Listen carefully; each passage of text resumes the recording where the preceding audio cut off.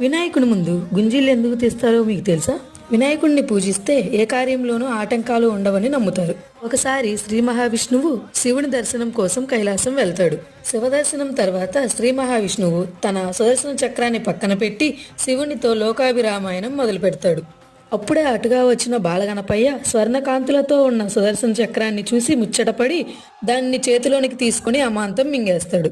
కొంచెం సేపు తర్వాత శ్రీ మహావిష్ణువు తన ఆయుధాలు ఉంచిన చోట చూస్తే సుదర్శన చక్రం కనపడదు. అప్పుడు బాలగణేశుడు దేనికోసం వెతుకుతున్నావు అని అడగగా సుదర్శన చక్రం కనబడట్లేదు అని చెబుతాడు. అప్పుడు బాలగణపయ్య నేనే దాన్ని మింగేశాను అని చెబుతాడు. శ్రీ మహావిష్ణువు తన సుదర్శన చక్రాన్ని ఇవ్వమని అడుగుతాడు, కానీ గణపయ్య ఇవ్వడు. అప్పుడు శ్రీ మహావిష్ణువు గుంజీలు తెస్తాడు.